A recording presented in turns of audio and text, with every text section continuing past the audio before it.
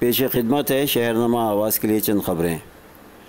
वज़ीर-ए-आज़म नरेंद्र मोदी ने कुछ दिन पहले ही तमिलनाडु के रामेश्वरम में हिंदुस्तान के साबिक़ सदर डॉक्टर APJ अब्दुल कलाम की दूसरी बरसी पर उनके आबाई शहर पेकार्बो में लकड़ी से बनी उनकी एक मूर्ति की नक़ाब कुशाई की थी।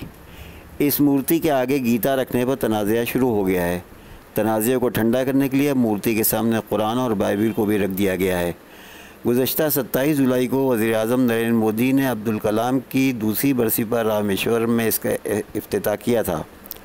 वज़ीर-ए-आज़म ने साबिक़ सदर के आबाई शहर में इस जगह पर बने यादगार को दलितों के लिए वक़्फ़ किया, जहाँ मिसाइल मैन का जसद खाकी दफन किया गया था।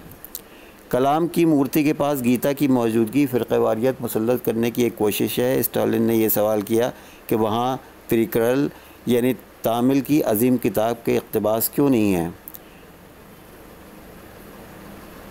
आज एक अहम और ख़बर में वज़ीर-ए-आज़म नरेंद्र मोदी ने अपनी हुकूमत से कहा कि वो सिक्किम सेक्टर के ढोकला के लिए एक सिफारती हल तलाश करे। मोदी हुकूमत ने सिक्योरिटी मुशीर अजीत डोभाल को बीजिंग के लिए फार्मूला तलाश करने की ज़िम्मेदारी तफवीज़ की है।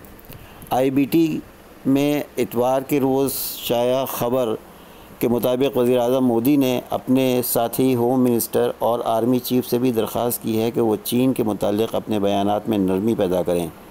दरी असनाद दाखिली वजारत ने इस बात की यकीन दहानी बनाने की कोशिश की है कि बीजिंग के साथ मुशावरत का सिलसिला जारी रहे ताकि हालात को मौसर अंदाज में हल किया जा सके।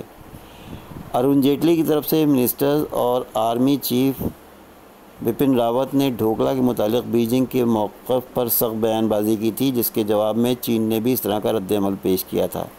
आज के लिए बस इतना ही। कल इंशाअल्लाह फिर हाज़िर होंगे। खुदा हाफ़िज़।